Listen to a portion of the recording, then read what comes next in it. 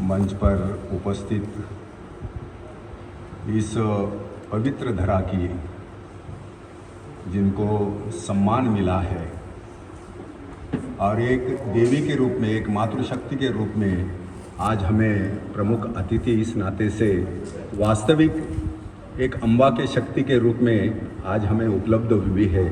हमारी नगराध्यक्ष आदरणीय सौ शकुंतला ताई, आज 10 दिन से जिनके मार्गदर्शन पर यह वर्ग संपन्न हो रहा है, ऐसे हमारे वर्ग के प्रमुख माननीय शिवाजी मुंजे तथा इस गुरुकुल में लगभग 10 दिन राष्ट्र साधना में रत ऐसे आत्मीय बंधु तथा मातृशक्ति, लगभग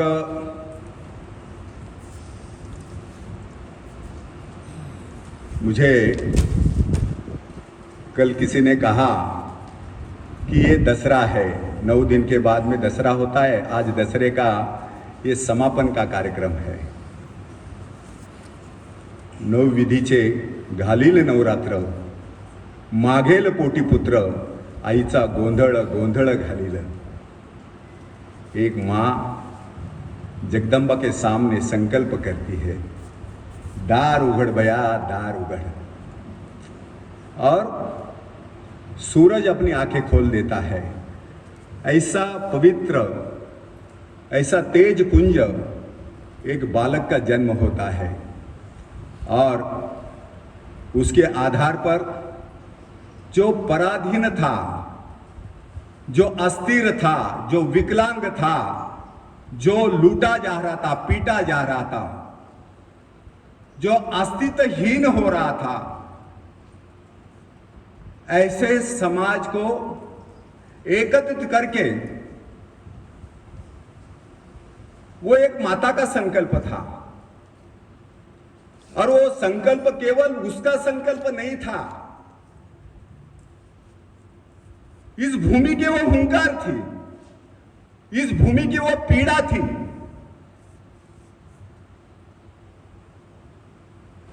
गर्भावस्था में उन्होंने वो संकल्प किया था कि मुझे ऐसा पुत्र देना, मुझे ऐसा बालक देना, मुझे ऐसा शूरवीर देना कि जिसके आधार पर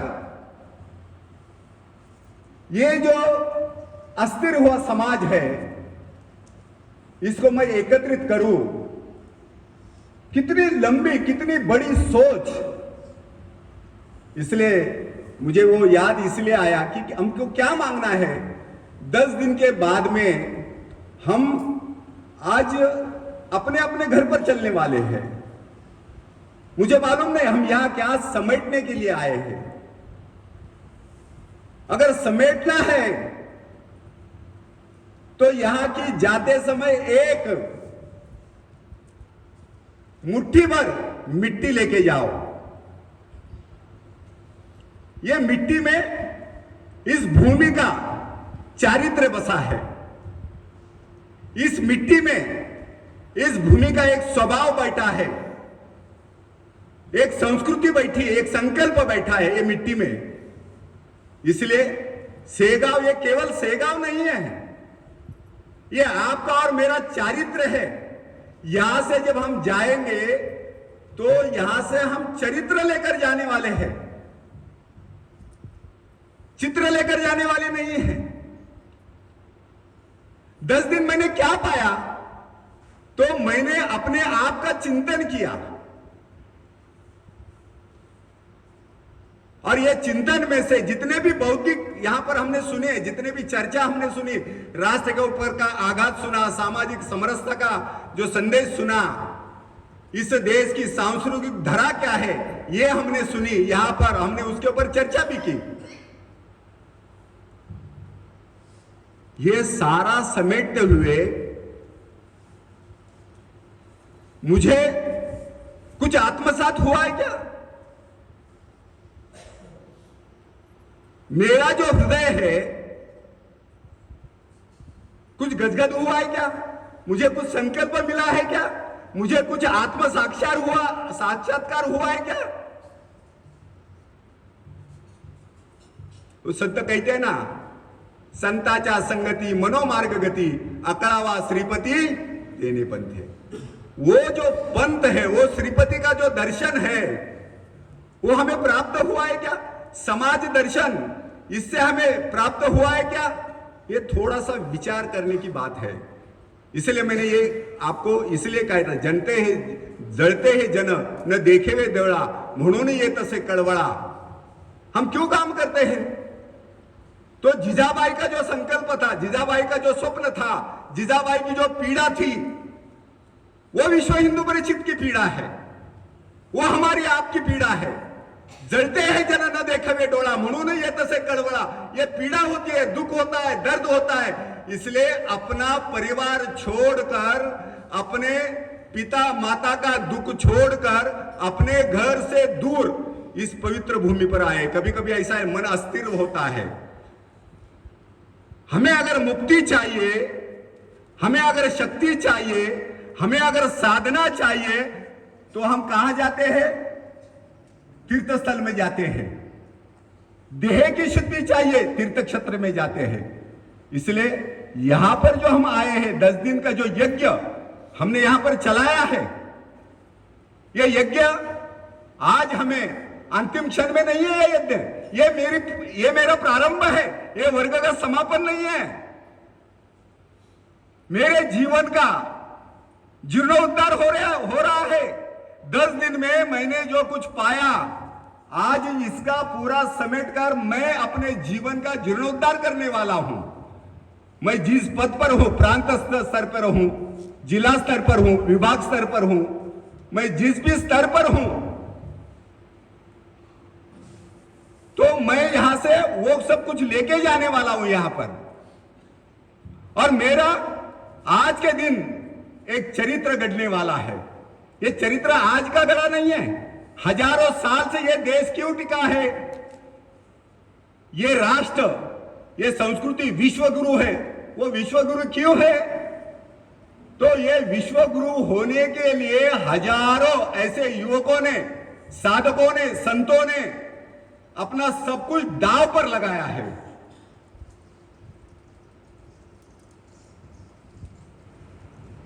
और ये दांव पर लगाने के कारण आज जो सारा दृश्य देखता है, इसलिए अभी जो सुभाषित कहा डॉक्टर हेडगेवार जी के बारे में, डॉक्टर हेडगेवार जी का जो सुभाषित है 1925 में उन्होंने सौगंध ली थी, लेकिन संकल्प कब का था? जब वो कलकत्ता में थे। जो मैंने कहा ना, बुढ़ते हैं जड़ जन न देखे वे डोळा, तो ये जो है उन्होंने उस समय अपनी डॉक्टरेट पूर्ण करने के बाद में संघ के 1925 के पहले 15 साल पहले कलकत्ता में उन्होंने ये संकल्प लिया कि हिंदू समाज की ये दुर्दशा है, और फिर उन्होंने कहा कि ये काम जो है वो मुझे ही करना पड़ेगा। बंधुओं, ये बातें हमको ध्यान में रखनी चाहिए। डॉक्टर हेडगेवार ये केवल चरित्र नहीं है, ये व्यक्ति नहीं है, इस देश का चारित्र है वो। इस देश का, आपका और मेरा ऐसा आईना है। और जिन्होंने, इसलिए बोलते हैं ना, संकल्प साकार होने के लिए जो संकल्प करता है, जो प्रतिज्ञा करता है, जिसके मन के अंदर जो भाव प्रकट होते हैं, वो भाव साकार होने के लिए वो व्यक्ति की उतनी ऊंचाई चाहिए। चरित्र के बिना यार इस देश में कुछ नहीं हुआ। चरित्र ही अपना इतिहास गढ़ता है, ये ध्यान में रखो। हमारे सारे संतों को अगर हम देखते हैं, सारे संतों ने अपना इतिहास, अपना जो जीवन बिताया, वो चरित्र के बिना नहीं बिताया, उसने अपना चरित्र गढ़ा। तुकाराम जी का उदाहरण हमारे सामने है। जब दुनिया भूखी मर रही थी, तुकाराम महाराज ने अपना पूरा का पूरा गोडाउन जो है धान्य से भरा हुआ लुटवाया। बाई अन्न करता मिली। तुकाराम जी की पत्नी जो है अन्न के लिए मर गई। ये ध्यान में रखो। यह संतों का योगदान है, नामदेव जी का वैसा ही योगदान है। कितना बार नामदेव जी को भगवान ने दर्शन दिया? 27 बार दर्शन दिया नामदेव जी को। जैसे आप कभी कभी कहते हैं ना, अरे मला तर 15 वर्ष 30 वर्षापासून मी विश्व हिंदू परिषदेचं काम केलं. काय मिळालं तुम्हाला 30 वर्षापासून विश्व हिंदू परिषदेचं काम करून? साक्षात्कार झाला का? तुमच्यामध्ये परिवर्तन आलं का? परिवर्तन आना जरूरी. मैं वकील हूं, डॉक्टर हूं, इंजीनियर हूं, मेरे अंदर मेरा दायित्व जो है, वो दायित्व की गरिमा मुझे समझ में आती है क्या? उसको परिवर्तन कहते हैं. वो परिवर्तन आना जरूरी है और इस परिवर्तन के लिए खपना पड़ता है. और डॉक्टर हेडगेवार जी ने डॉक्टरी करने के बाद में उन्होंने प्रैक्टिस नहीं की. एक व्यक्ती सौगंध खाता है, हो मी म्हणतो हे हिंदू राष्ट्र आहे. एक व्यक्ति सौगंध खाता है, आप और मैं इधर उधर देखते हैं, आदर्श ढूंढते. कौन से आदर्श आपको मिलेंगे? डॉक्टर हेडगेवार ये हमारे आदर्श है. राजनीति से परे इस समाज को मैं खड़ा करूंगा और मैं कहता हूं ये हिंदू राष्ट्र है. आज एक आवाज उस समय निकली थी, आज लाखों करोड़ों के संख्या में यह आवाज गूंजती है कि यह हिंदू राष्ट्र है. ये कहने के लिए भी उस समय हमको पता है कि मुझे गधा कहो लेकिन हिंदू मत कहो, इस प्रकार की परंपरा थी. ऐसे समय में एक व्यक्ति, उनका अपना चारित्र के आधार पर आज संघ जो खड़ा है वो चारित्र के आधार पर खड़ा है. और ऐसे लोगों ने ये चारित्र गढ़ा. अभी कई लोगों का उदाहरण मेरे सामने दिया गया. हमारे बीच में अपने वर्ग के प्रमुख सुभाष जी बैठे हैं.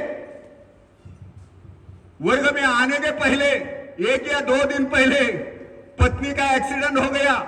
20 से 30 टाके उनको पड़े. छोटा बच्चा था, उनको 10 टाके पड़े. सुभाष जी घर नहीं गए. सुभाष जी हमारे बीच में बैठे हैं. कौन सा चरित्र चाहिए आपको? राष्ट्र पहला है, मेरा कर्तव्य ये पहला है. इसलिए हम कहते ना, तेरा वैभव अमर रहे मां, हम दिन 4 रहे ना. आईचं वैभव मोठं राहिलं पाहिजे, आईचं सौभाग्य टिकलं पाहिजे, आईची गरिमा टिकली पाहिजे, या भूमीची संस्कृती, या भूमीचा इतिहास टिकला पाहिजे. आज तो टिकलाय म्हणून आज आम्ही चालतो आहोत. ये ध्यान में रखने की आवश्यकता है. ऐसे लोगों ने अपना इतिहास गढ़ा. इसलिए डॉक्टर हेडगेवार जी का मैंने उदाहरण आपको इसलिए दिया, सारे अलग अलग विचारों के पंथ के लोग डॉक्टर हेडगेवार जी को मानते थे. एक दिन किसी कांग्रेसी के पास से उन्होंने पैसा उधार लिया और उन्होंने कहा कि मैं नोट लिख कर देता हूं, आपसे मैंने पैसा लिया है. उसने कहा, डॉक्टर जी मैं आपके पास से अगर नोट लिखते रहूं और नोट लिख कर ले लूं तो आपका चरित्र क्या है? डॉक्टर जी के पास से उन्होंने लिख कर नहीं लिया. यह चरित्र है, यह व्यक्ति का चरित्र है. हमारे पास आज गाड़ी है, बंगला है, सब कुछ सुविधा है, लेकिन मेरा चरित्र नहीं है, मेरा व्यक्तित्व नहीं है. मेरा चरित्र क्या बोलता है? मेरे आंखों में मेरा चरित्र है, मेरे वाणी में मेरा चरित्र है, मेरे व्यवहार में मेरा चरित्र है. मैं जो बोलता हूं, जो करता हूं, वो मेरा चरित्र है. 100 साल संघ ने यह चरित्र खड़ा किया. 100 साल खड़ा किया, 1 साल नहीं खड़ा किया, 100 साल. कितने लोगों को अपने आप को गाड़ के लेना पड़ेगा, मिट्टी खानी पड़ी होगी. हमारे बीच में हमारे क्षेत्र के संगठन मंत्री बैठे हैं, श्रीरंग जी राजे. क्या मां को नहीं लगता है मेरा बेटा बड़ा हो गया, ये नौकरी करने वाला है, इन्होंने पैसा कमाना चाहिए? 25-30 साल से श्रीरंग जी राजे हमारे बीच में राष्ट्र को निर्माण करने में लगे हैं. आज उनकी बात हम क्यों सुनते हैं? उनका चरित्र बोलता है. व्यक्ति का चरित्र व्यक्ति से महान होता है। राम से पहले भी राम था, ये ध्यान में रखो। राम के बाद में राम नहीं था, राम के पहले भी राम था। राम के पहले भी इस भूमि में सत्य था, राम के पहले भी इस भूमि में चारित्र्य था। कभी कभी हम लोग बोलते हैं परित्राणाय साधूनाम विनाशाय दुष्कृताम धर्म संस्थापनार्थाय संभवामि युगे युगे। यदा यदा ये धर्मस्य ग्लानिर्भवति भारत अभ्युत्थानम अधर्मस्य तदात्मानं सुजान। क्या इसके पहले चारित्र्य नहीं था? भगवान श्री कृष्ण के आने के बाद में, धर्म स्थापना के बाद में इस भूमि में धर्म जगा है क्या? उसके कारण ये भूमि खड़ी हुई है क्या? भगवान श्री कृष्ण के पहले इस भूमि में पाप नहीं था क्या? अंधकार नहीं था क्या? झूठापन नहीं था क्या? कपट छलावा नहीं था क्या? था। इसलिए वो कहते ना, लेकिन भगवान श्री कृष्ण आने के बाद में भी यह प्रयास है, भगवान श्री कृष्ण का यह प्रयास है। और उन्होंने स्वयं जब समय आया, उन्होंने कहा था कि युद्ध मैदान में मैं कुछ नहीं करूंगा। उन्होंने सौगंध खाई थी ना, समेट करने गए थे, पांडव और कौरव के बीच में वो समेट करने गए थे। क्या हुआ? समेट हो गया। अगर समेट हो जाता था तो महाभारत नहीं होता। समेट करने गए, उन्होंने कहा युद्ध यह विध्वंसक है, पूरी सृष्टि नष्ट होगी, यह युद्ध मत करिए। लेकिन कोई माना क्या? भीष्माचार्य वहां पर खड़े थे, द्रोणाचार्य खड़े थे, जिन्होंने हजारों शिष्य निर्माण किए, धनुर्धर निर्माण किए, पहलवान निर्माण किए, शक्ति निर्माण की, ऐसे बड़े बड़े योद्धा उस सभा में थे। आखिर भगवान को बोलना पड़ा कि मैंने समेट की, मेरी जो सीमा है वो खत्म हो गई। और फिर कहते हैं दुर्योधन, ये मैं जाता हूं, आखिरी संकल्प सुनाता हूं, याचना नहीं अब रन होगा, जय या विजय होगा। भगवान वहां से निकल गए। एक समय के बाद में भगवान ने अपना समेट प्रयास, लेकिन प्रत्यक्ष जब उन्होंने कहा कि मैं युद्ध के मैदान में नहीं उतरूंगा, कब कहा उन्होंने? जब विश्वामित्रा के साथ में आपने देखा होगा कि जब वहां पर इतने बड़े बड़े लोग वहां पर उपस्थित थे, उन्होंने क्या कहा था? मैं युद्ध नहीं करूंगा, भीष्माचार्य के सामने कहा था। और भीष्माचार्य, आप लोगों ने अगर महाभारत पढ़ा होगा तो भीष्माचार्य साधारण व्यक्ति थे क्या? अगर वो कहते थे एक बाण के अंदर सारे पांडवों को वो खत्म कर सकते थे, लेकिन उनके चारित्र्य ने उनको मारा। उनकी निष्ठा कहां थी? वहां पर थी, कौरव के तरफ उनकी निष्ठा थी। और उन्होंने कहा कि मैं आपके साथ नहीं आ सकता हूं, क्योंकि तुमने वचन दिया है दुर्योधन को। एक गांव मांगा था, वचन छोड़ दिया वहां पर। और जब प्रत्यक्ष युद्ध हुआ, भीष्माचार्य ने जब घनघोर ऐसे बाण की बौछार कर दी, उन्होंने सौगंध खाई थी। सौगंध क्यों खाई थी? जब मां द्रौपदी को भगवान श्री कृष्ण ने उनकी सौगंध तोड़ने के लिए द्रौपदी को वो लेकर गए।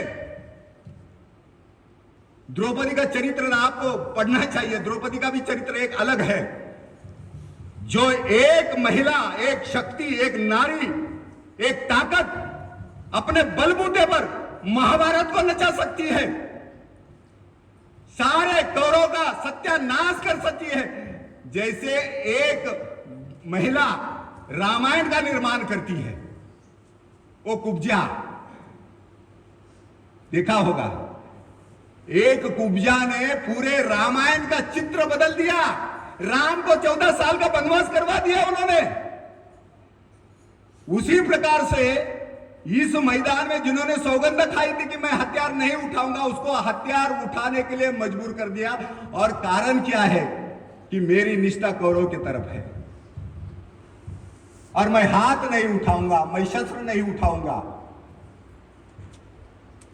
वही भीष्म ने मजबूर कर दिया, लेकिन भगवान श्री कृष्ण ने अपनी सौगंध तोड़ दी। किसके लिए तोड़ दी? भगवान श्री कृष्ण झूठे थे क्या? उनका शब्द है, गीता यह कहती है कि धर्म की अगर विजय होनी चाहिए, सत्य की अगर विजय होनी चाहिए, तो मैं जो कुछ कहा है, मैंने जो कुछ वचन दिया है, वो वचन मैं जानता नहीं हूं, क्यों तो सत्य की विजय होनी चाहिए। और इसलिए भगवान बीच में पड़े हुए एक रथ के पहिए को उठाकर भीष्म की तरह दौड़ पड़ते हैं, अपनी सौगंध को वही तोड़ देते हैं। क्या हो गया? दो चारित्र आपने देखा, एक भीष्माचार्य का चारित्र आपने देखा कि जो सत्य के साथ खड़ा नहीं हुआ, असत्य के साथ खड़ा हुआ। और जब शैया पर लेटा, पांचों पांडव भगवान श्री कृष्ण ने कहा जाकर मिलो, अभी वो शैया पर लेटा है। अर्जुन ने वहां पर उसको शैया पर लेटा दिया है, जाकर राजनीति की शिक्षा दे दो। सारे पांडव उनके पास गए और उन्होंने कहा कि हमें चारित्र्य कैसा होना चाहिए, राजपाट कैसा चलाना चाहिए, इसके लिए आपसे हमें मार्गदर्शन चाहिए। ये जब संवाद हो रहा था तो द्रौपदी पीछे खड़ी थी। द्रौपदी सबको हटाकर आगे आई। तुम हमें मार्गदर्शन करोगे, तुम हमको चारित्र सिखाओगे? तुम्हारा चारित्र स्वयं गिर गया है। जब खुले मैदान में, राजमहल में एक नारी की इज्जत उतारी जाती, मेरा वस्त्र हरण हो रहा था, तब तुम्हारा चारित्र कहां गया था? तब तुम्हारी शक्ति, तब तुम्हारा वैराग्य, तब तुम्हारे कुल की इज्जत कहां गई थी? तुम्हारी कुल की इज्जत उतारी जा रही थी। तुम मार्गदर्शन करोगे? तुम मुझे इस संकट से निकाले हुए राजपाट कैसा चलाना, यह तुम सीखोगे? बंधुओं, इससे हमको सीखने की आवश्यकता है। चरित्र बाजार में नहीं मिलता, चरित्र गढ़ना पड़ता है। चरित्र के लिए अपने आप को मरना पड़ता है। मी तुम्हाला हात जोडून विनंती करतो, या 10 दिवसात जर काही शिकायचं असेल तर चरित्र कसं असतं, चारित्र्य कसं असतं, तुम्ही ज्या ठिकाणी उभे राहाल त्या ठिकाणी तुम्हाला समोरच्याने अभिवादन केलं पाहिजे, तुमचा सन्मान केला पाहिजे, तुमचा मान केला पाहिजे। त्याच्याकरता तुम्हाला स्वतःला गाडून घ्यावा लागेल। महाराज जाकर कितने साल हो गए? कई साल हो गए। आज भी इस भूमि में हजारों लाखों के तादाद में यहां पर लोग आते हैं। क्यों आते हैं? चरित्र के कारण आते हैं, चारित्र्य के कारण आते हैं। उन्होंने जो जीवन बिताया, औलिया का जीवन उन्होंने जो अपना व्यतीत किया, किसके लिए? समाज के लिए, राष्ट्र के लिए, जो गरीब है, पीड़ित है, दुखित है, उनके लिए। वो राजनीति के किसी को आशीर्वाद नहीं दिया। आपको मालूम नहीं होगा, बाबा साहब भोसले यहां पर दर्शन के लिए आए थे। वो जैसे दर्शन किए, बाबा साहब भोसले की सीट सीएम पद की चली गई। शरद पवार यहां पर दर्शन के लिए आए थे। शरद पवार ने दर्शन किया, शरद पवार की सीट चली गई। मनोहर जोशी यहां पर दर्शन के लिए आए थे, उन्होंने दर्शन किया, मनोहर जोशी की सीट चली गई। भारतीय जनता पार्टी के देवेंद्र फडणवीस यहां पर आए, उन्होंने महाराज जी का दर्शन किया, तीसरे दिन देवेंद्र जी की सीट चली गई। संतों का आशीर्वाद किस लिए चाहिए? व्यक्तिगत उन्नति के लिए। भगवान कभी देता नहीं है। इसलिए दर्शन करोगे तो क्या मांगोगे? वैराग्य मांगोगे। चारित्र्य मांगना है तो चारित्र्य मांगो। इसलिए मैंने कहा चारित्र्य ये है, बाजार में नहीं मिलता। चारित्र्य एक किताब नहीं है। जब मिर्जा राजे देव यहां पर आया, छत्रपति शिवाजी महाराज को मिटाने के लिए वो किसका नौकर था? औरंगजेब का नौकर था। कौन था? शिव का भक्त था, हिंदू था। मिर्जा राजे जयसिंह जब यहां पर आया, चरित्र कैसा गिरता है ये मैं हिंदू हूं, लेकिन हिंदुत्व का चारित्र तुम्हारे पास है क्या, ये देखना जरूरी है। मिर्जा राजे जब आया, छत्रपति शिवाजी महाराज ने उनको खत लिखा, आप औरंगजेब के यहां से आए हो, आप शिव जी के भक्त हो, दिन में आप जब तक जलाभिषेक नहीं करते पिंडी पर, तब तक आप भोजन नहीं करते। ऐसे आपके अंदर वैराग्य है, तपश्चर्या है।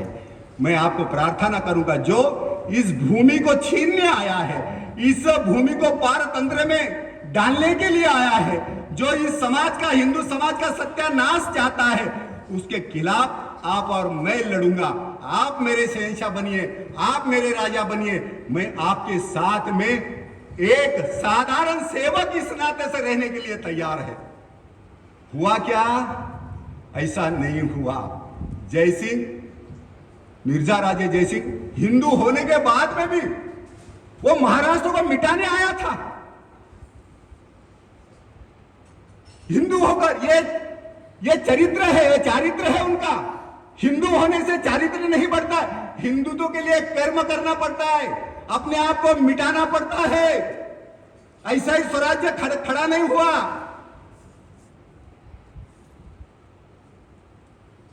यह ध्यान में रखने की आवश्यकता है। इसलिए मैंने मिर्जा राजे देशपांडे, खंडोजी बल्लाळ उदाहरण लीजिए। संभाजी महाराज ने खंडोजी बल्लाळ के पूरे परिवार को खत्म कर दिया। राष्ट्र निष्ठा क्या होती है, स्वामी निष्ठा क्या होती है, इस भूमि का प्यार क्या होता है, खंडोजी बल्लाळ से सीखो। भाई को मारा, चाचा को मारा, पिता को मारा। संभाजी महाराज ने गलत फहमी में इतना बड़ा काम किया, लेकिन मैं हिंदुत्व के लिए काम करने वाला। कभी कभी हम बोलते हैं ना, वाद विवाद होता है, मतभेद होता है, लेकिन मनभेद नहीं होना चाहिए, स्पर्धा नहीं होनी चाहिए।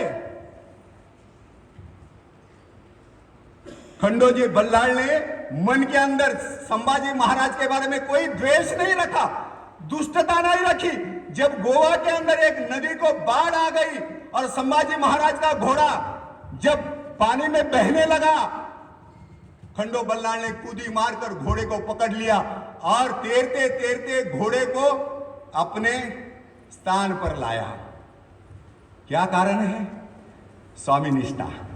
ये चरित्र है, ये व्यक्ति का चरित्र है। जब मेरे पास सब कुछ है, रियासत है, सारी फौज है, सुख है, समाधान है, जब 1857 का युद्ध छिड़ गया, इस महाराष्ट्र की वो बालिका कहती है, मेरी झांसी नहीं दूंगी, मेरी झांसी नहीं दूंगी। 8 वर्षाचं लेकरू, छातीवरचं लेकरू पाठीवर बांधलं, इंग्रजांचा समाचार घेतला। वो माऊली इस महाराष्ट्र की है। किसके लिए? वो कहती है, लक्ष्मीबाई के शब्द है की मी एका तुकड्या करता नाही, माझा धर्म धोक्यात आला, माझा धर्म धोक्यात आला, माझी संस्कृती धोक्यात आला। यह चारित्र है, एक माता का चारित्र है। जैसे जिजाबाई का चारित्र मैंने बताया, सब कुछ लुटा दिया, आपल्या लेकराकडनं 2 वेळा मृत्यूपत्र लिहून घेतलं। मेरे बहनों को मैं कहना चाहता हूं, तुम भगवान के रूप हो। अगर भगवान का प्रत्यक्ष अगर दर्शन किसने किया होगा तो ये माताओं ने पहला दर्शन किया है। भगवान से भी बड़ी और भगवान को भी दर्शन देने वाली और जन्म देने वाली अगर कोई है तो ये माता है। अपने धरती से माता का निशान मिटा दो, तुम्हारा और मेरा वकूफ और वजूद जीरो हो जाएगा। जिजाबाई पदराखालचं लेकरू अफजल खानाकडे पाठवलं, कोणासाठी पाठवलं? और केवल भेजा नहीं, आगरा में छत्रपति शिवाजी महाराज गए, तब भी उन्होंने उनके पास से वो पत्र लिख कर लिया। कौन सी मां है मृत्यु पत्र लिख कर लेती है? ये मेरा जीजाबाई का चारित्र्य है। वो सिंदखेड़ की राजमाता। इसलिए मैं कभी कहता हूं, न हमें युद्ध चाहिए, न बुद्ध चाहिए, न गांधी चाहिए, न समाजवाद चाहिए। हमें तो सिंदखेड़ की वो साध्वी चाहिए जिन्होंने अपने बलबूते पर, अपने दुख दर्द के आधार पर, जैसा मैंने कहा, जलते हैं जन न देखे भी डोरा, ये पीड़ा के कारण उसने कहा बेटे को, ये राष्ट्र को अगर टिकाना है तो तुम्हें खत्म होना पड़ेगा। सौगंध दी, अपनी प्रेरणा अपने बच्चों के अंदर भर दी। हमारी माता आज करती है क्या? मेरी माता नहीं करती। अपने छोटे से नन्हे बालक को भी नहीं, आज दूध नहीं पिलाती, फिगर खत्म हो जाएगी। वो जल्दी से उसको अपने गोद में नहीं उठाती, उसका पप्पी नहीं लेती, क्यों तो लिपस्टिक निकल जाएगी। मेरा घर का चारित्र्य खत्म हो गया है, मेरे भाई का चारित्र्य खत्म हो गया है, मेरा बहनों का चारित्र्य खत्म हो गया है। इसलिए राम को हम क्यों पूछते हैं? राम को क्यों पूछते हैं? सुग्रीव छोटा था, पीड़ित था, दुखी था, भाई ने उसके पत्नी को छीन लिया था। भगवान ने न्याय का काम किया, सुग्रीव के पीछे खड़े रहे। भगवान को किसकी जरूरत थी? ऐसे समय पर जो विकलांग है, जो मेरे कुछ काम का नहीं है, भगवान ने उसको साथ लेना चाहिए क्या? बलाढ्य रावण के साथ संग्राम है, जिन्होंने सारे सृष्टि को अपने कब्जे में रखा है, बलवान है, ताकतवान है, ब्राह्मण है, शक्तिशाली है। किसको साथ में रखना चाहिए? बाली को साथ में रखना चाहिए। बाली को क्यों साथ में रखना चाहिए? तो बाली को एक समय बाली ने रावण को अपने कोख में दबाकर पहाड़ के चक्कर लगाए थे। इतना बलवान था बाली। तो किसका साथ लेना चाहिए? किसका साथ लेना चाहिए? बाली का साथ लेना चाहिए। यही इसके पास ताकत है, इसके पास फौज है, उसका साथ लेना चाहिए। लेकिन भगवान ने सत्य का साथ पकड़ा। भगवान ने उसको हाथ दिया जिसको ऊपर उठाना है। कल गणेश जी कह रहे थे सामाजिक समरसता, सामाजिक समरसता, उसको हाथ दिया। सामाजिक समरसता तब आती है जब हम झुकना सीखेंगे, जब हम अपना चिंतन करना सीखेंगे। झुकना पड़ता है, समाज को अगर ऊपर उठाना है। डॉक्टर बाबा साहेब आंबेडकर 1935 से लेकर 65 तक पीड़ा सहते रहे। तुमने क्या दिया? तुमने पीड़ा दी, दुख दिया। बैरिस्टर होने के बाद में भी उनको कुत्ता जहां पानी पीता है, गधा जहां पानी पीता है, बिल्ली जहां पर पानी पीती है, मेरे बाबा को तुमने पानी नहीं पिलाया। माई ने कहा तुम बहुत बड़े बैरिस्टर हो गए हैं, मुझे एक बार पांडुरंग के दर्शन कराओ। मेरी रमा मर गई, मेरी रमा मर गई। पांडुरंग के दर्शन हमारे समाज ने उसको नहीं करवाया। मेरी रमा दुख के कारण, व्यथा के कारण अपने भगवान का दर्शन करना चाहती है, हमने नहीं करवा दिया। क्या समरसता करेंगे? क्या समता करेंगे?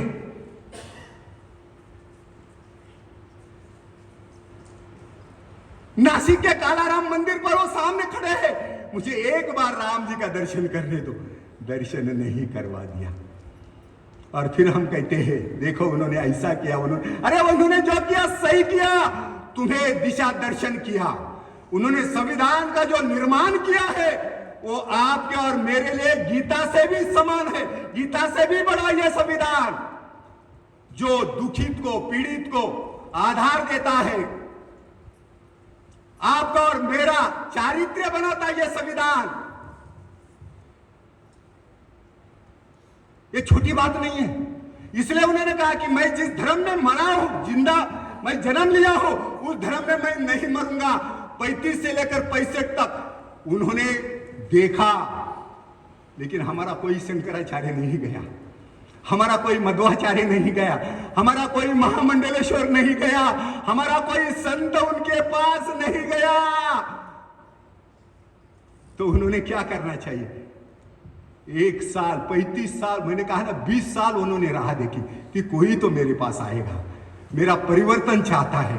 अगर डॉक्टर बाबा साहेब अम्बेडकर चाहते थे तो इस देश के अंदर एक नया दलिस्तान निर्माण होता और तुम्हारा और मेरा बाप कौन होता? मुसलमान होता। ला इलाहा इल्लल्लाह मोहम्मद रसूलुल्लाह। मैं आपको कलमा पढ़ाता था, ये ध्यान में रखो। डॉक्टर बाबा साहब, ये देश को आजादी किसके कारण मिली? हम जो कहते हैं ना, ये परंपरा, ये जनजाति की परंपरा है, ये एक ऐसे योद्धा की परंपरा है, ओबीसी ऐसे पिछड़े लोगों की परंपरा है। उन्होंने युद्ध किया और देश को साम्राज्य प्रदान किया। इसलिए डॉक्टर बाबा साहेब अम्बेडकर कहते हैं हमारे हाथ में शस्त्र दे दो। अगर उस समय हम उसके ऊपर विश्वास दिखाते थे तो ये देश कभी पराधीन नहीं होता, कभी पराधीन नहीं होता। अरे 2 महीने का तो परिचय हुआ था। शिवा नाम का नाई अपनी जान लगा देता है। चारित्र्य देखना है तो शिवा के पास देखो। मरण किसको प्यारा नहीं है मालूम है? जिस पालकी में मैं बैठा हूं, किसके पास जा रही है पालकी?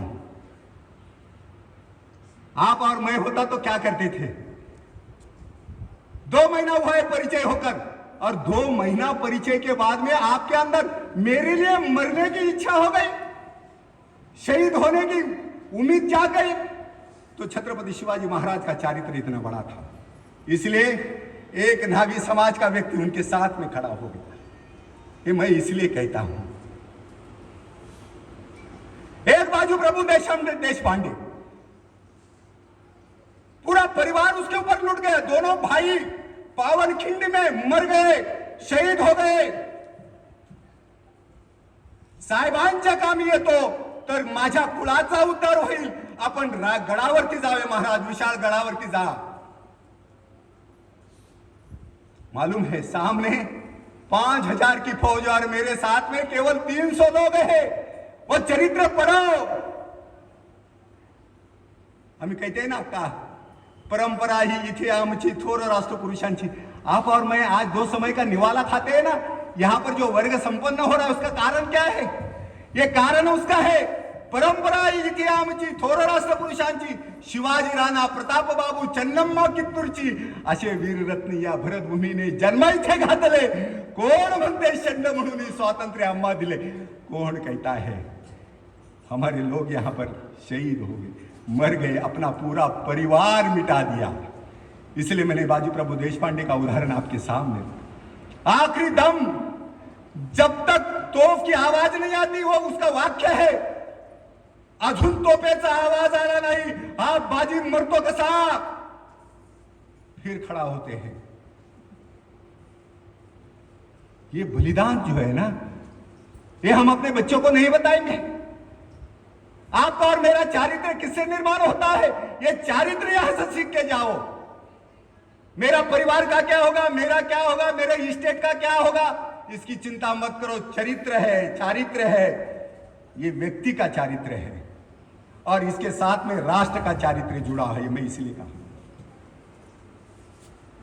कैप्टन उस्मान, याद करो 1947 के पहले कैप्टन उस्मान का जो बलिदान हुआ है। एक मुसलमान, देश विभाजित हो गया था, कहां जाना चाहिए उसने? पाकिस्तान जाना चाहिए था। देश के लिए, धरती के लिए मिटा उस्मान। और उस्मान का और केवल मिटा नहीं तो उसने सौगंध खाई थी, जब तक मैं शत्रु को परास्त नहीं करूंगा। राणा प्रताप की तरह उन्होंने कहा कि मैं घास पर सोऊंगा, मैं इस धरती पर सोऊंगा। अपनी सौगंध उन्होंने वहां पर पूरी की। आखिर उस्मान का बलिदान हो गया, गोली से छलनी हो गई। इस भारत माता का सपूत राष्ट्र के लिए अपना चारित्र्य दांव पर लगाकर चला गया। उधम सिंह सौगंध खाई जालियनवाला की, मैं जो बलिदान हुआ है, जालियनवाला जो हत्याकांड हुआ, उसका बलिदान, उसका बदला लूंगा। बदला लिया कि नहीं लिया? आज हम छोटे छोटे बातों के लिए अपना आप बेच देते हैं, अपने आप को बेच देते हैं। माधुरी, मैं दीक्षित की बात नहीं करता हूं, एक आईएएस ऑफिसर हो गई, 15,000 के लिए आईपीएस ऑफिसर, जिसने अपने यहां पर यहां के गुप्तचर पेपर पाकिस्तान को दिए। एक महिला इस प्रकार का काम करती है, अपना चारित्र गिरा देते हैं। उसके मां को जब पूछा तो वो मां कहती है, मैंने सब कुछ उनको दिया, लेकिन मेरी गलती हो गई, मैंने उसको चारित्र नहीं दिया। इसके कारण ये वियतनाम की घटना आप सामने ले लो। वियतनाम, अमेरिका ने कितने साल उसको दबा के रखा। एक राष्ट्र का चारित्र जब समाज खड़ा होता है तो क्या होता है? ये वियतनाम को आप देखो, इतिहास देखो। जो वियतनाम सारा का सारा श्रेय हिंदुस्तान को देता है, छत्रपति शिवाजी महाराज को देता है। वो वियतनाम कहता है, जब उसके राष्ट्राध्यक्ष को पूछा गया, बलाढ्य अमेरिका के साथ में उन्होंने युद्ध किया, जो कहीं पर अभी यूक्रेन और जो रशिया का चल रहा है, यूक्रेन को मानना पड़ेगा। समाज के बलबूते पर राष्ट्र बड़ा होता है, व्यक्ति के बलबूते पर राष्ट्र बड़ा होता है, खड़ा होता है, संघर्ष करता है। वियतनाम ने यह किया और 20 साल के बाद में, 40 साल के बाद में उन्होंने अपनी आजादी वापस लाई। और वो वियतनाम कहता है, क्या कहता है? जब उसको पूछा गया कि इतने बलाढ्य शक्तिशाली अमेरिका से आपने कैसा युद्ध लड़ा, वो कहता है, मैंने कहीं ना कहीं छत्रपति शिवाजी महाराष्ट्र के एक योद्धा की कथा पढ़ी थी और वो गनीमी कावा मैंने यहां पर लाया, और केवल लाया नहीं तो उसके आधार पर मैंने आजादी पाई है। कौन कहता है? और आश्चर्य लगेगा, वही वियतनाम का राष्ट्राध्यक्ष जब हिंदुस्तान में आता है तो कहा जाता है, आपल्याकडे येणारे सगळे परदेशी पाहुणे कुठे जातात? महात्माजींच्या चरणावर जातात। हा, ये कहां गए? वियान सिंह रायगढ़ पर गए, रायगढ़ पर गए, और केवल रायगढ़ पर नहीं गए, उसने अपना थैला खोला और रायगढ़ की मिट्टी अपने थैले में डाली। पत्रकारों ने उनको पूछा, ये मिट्टी अपने बैग में क्यों भर रहे हैं? उसने कहा, ये मिट्टी मैं अपने देश में लेके जाऊंगा, और केवल लेके नहीं जाऊंगा तो ये मिट्टी जो है पूरे मेरे देश में मैं हवा विमान से मैं पूरी तरह से फैला दूंगा, जाकि यहां पर मेरे देश में छत्रपति शिवाजी महाराज निर्माण हो। अपने समाधि पर उसने लिखा है, इथे एक मावळा चिर शांति घेतोय, उसकी जो समाधि है ना वियतनाम में, उसके पीछे नीचे लिखा है। जर्मन ने यही किया। जर्मन का समाज ताकतशीर खड़ा रहा, केवल खड़ा नहीं रहा तो दो जर्मनी जो अलग हो गई थी 1961 में, वो जर्मनी दोनों एक हो गई। समाज चाहता है कि हम एकत्रित हो।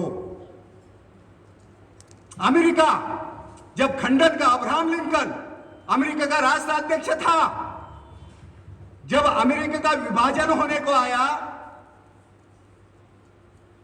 तो अब्राहम लिंकन खड़ा हो गया और उसने क्या कहा? मैं कदापि ये सहन नहीं करूंगा।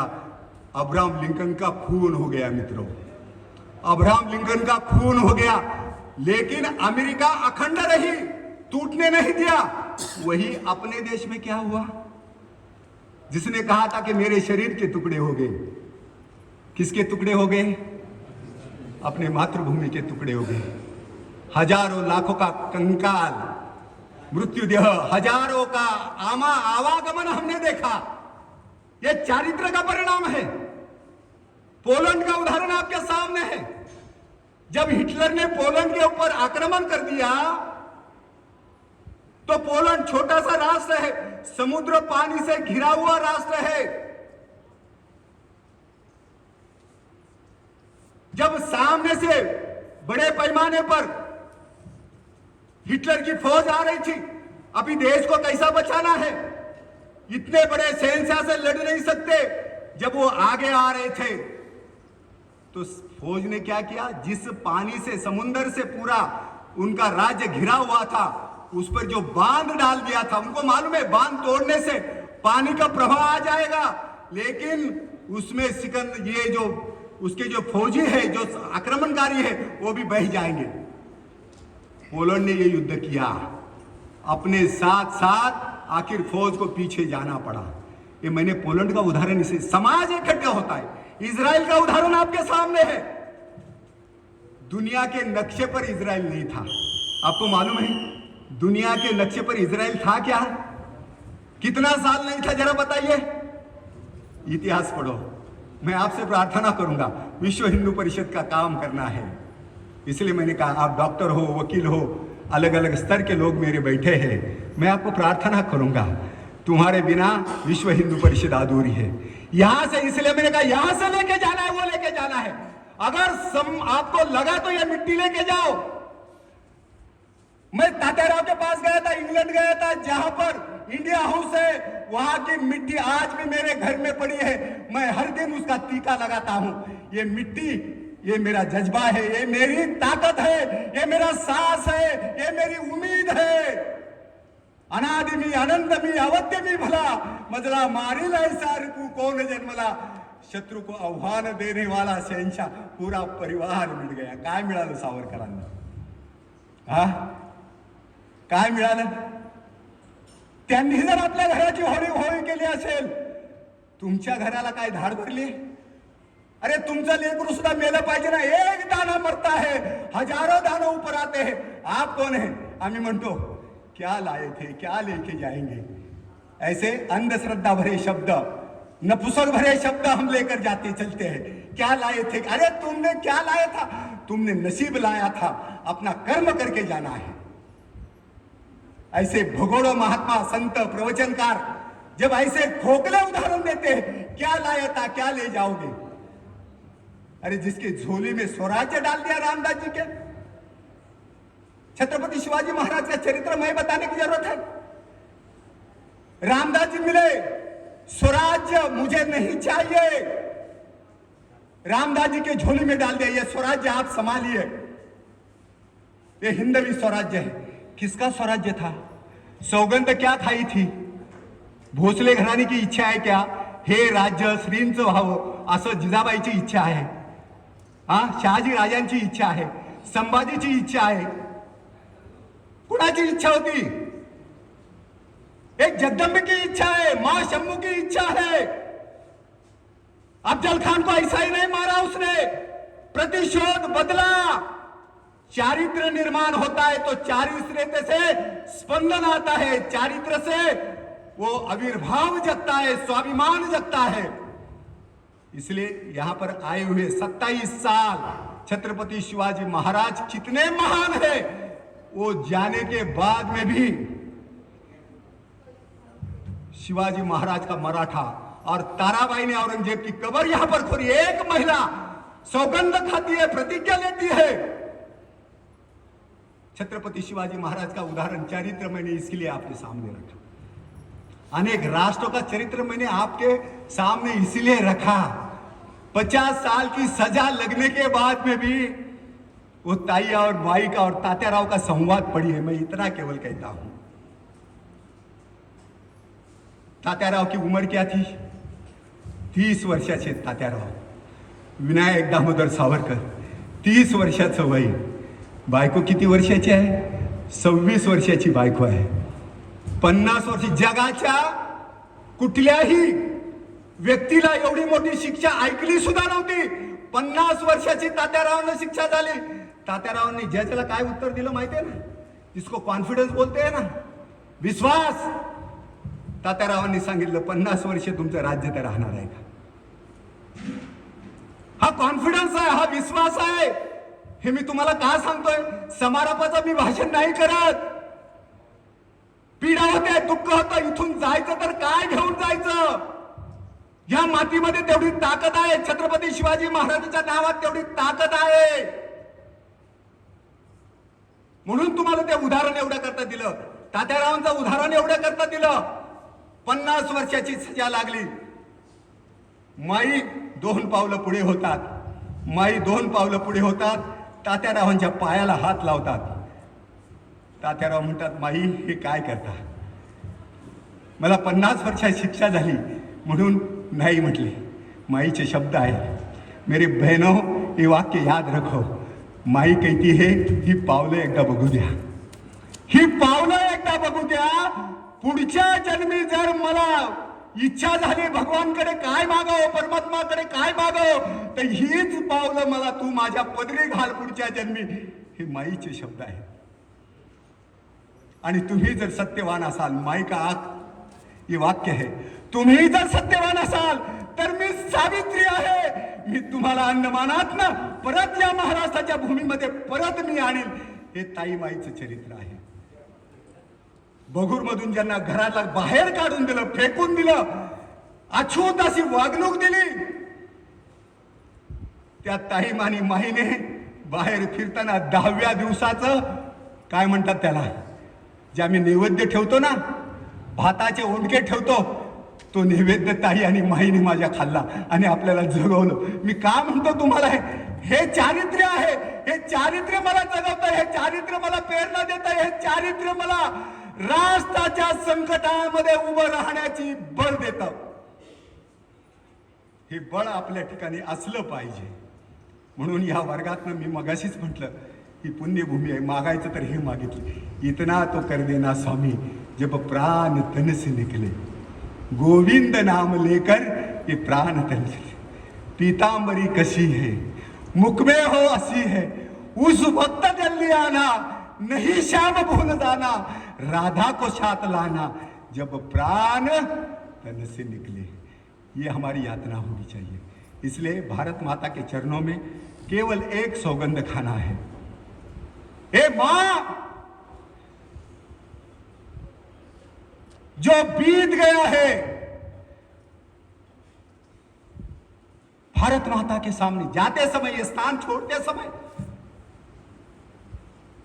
जो बीत गया है वो अभी फिर ना आएगा.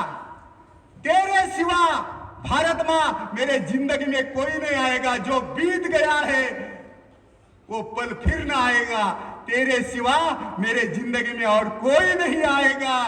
फूंक दिया हमने, फूंक दिया घर हमने, अब राग उठानी है जिंदगी. मां तेरी और मेरी कहानी है. ऐसा संकल्प यहां से चलकर आप घर पे जब जाओगे, भारत माता के चरणों में भारत माता का स्मरण करते हुए, ये राष्ट्र का चारित्र्य है, इस देश का चारित्र्य है, मेरा परिवार का चारित्र्य है, अगर ये रहेगा तो संगठन में कोई भी जिम्मेदारी आने दो, आप डगमगाओगे नहीं, शेर की तरह खड़े रहोगे. जैसे शेर का जबड़ा ये हिंदुत्व होता है, शेर के नाखून ये हिंदुत्व की निशानी है, शेर के दांत ये हिंदुत्व की निशानी है. ये निशानी अपने हृदय के अंदर बसा लो और यहां से विदा हो. इतनी प्रार्थना के साथ मेरे वाणी को विराम देता हूं.